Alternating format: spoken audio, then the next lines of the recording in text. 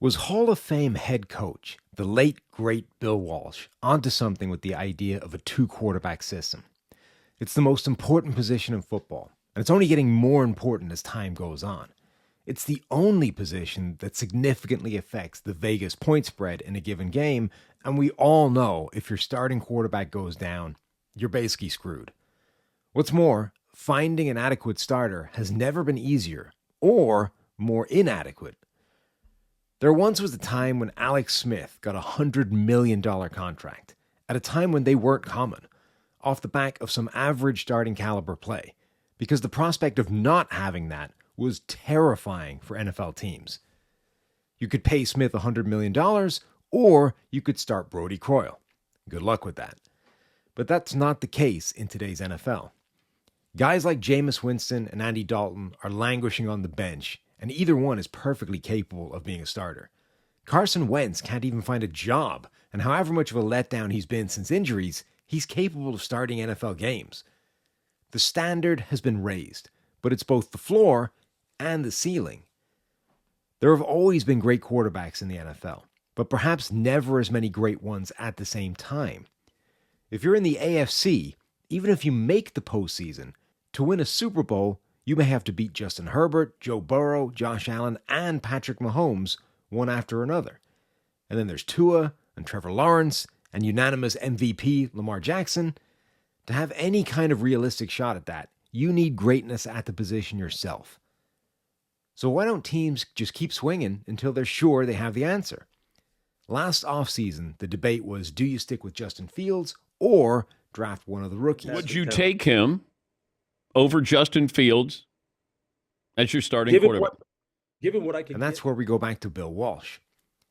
One of the greatest coaches of all time, Walsh is famous for bringing Steve Young to San Francisco to sit behind Joe Montana and ultimately replace him, but not until years after that.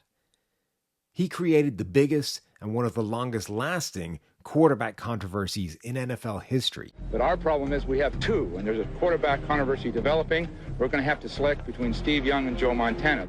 But it wasn't the only time he upset the apple cart at that position.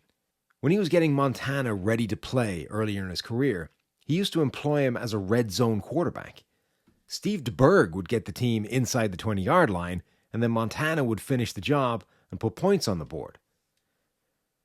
The Montana-Young thing worked, and the 49ers became one of the few teams to have ever successfully rebuilt and come back with a second generation to continue the dynasty. But it wasn't without its problems. Walsh was a coaching genius, but I think it's worth at least considering that the plan was batshit crazy and he just got lucky as hell. He essentially waged mental warfare on his starting quarterback and simply gambled that it would have a positive rather than a negative effect. He also created a massive split, a division in the locker room between the old guard that had won Super Bowl rings with Montana, would march through the gates of hell for the guy, and the new wave that saw Steve Young was the future. The late 80s were also very different from today. Players had far less power over their situation.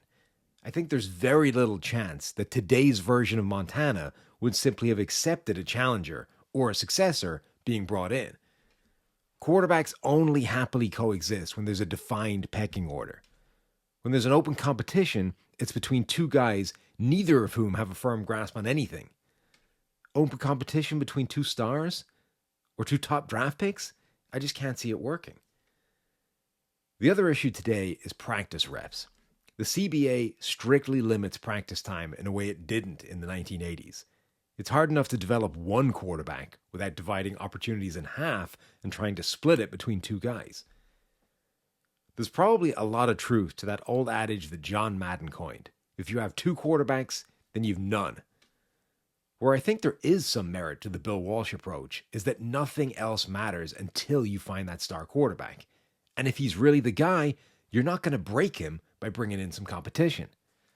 Superstars are galvanized by the competition, not broken by it.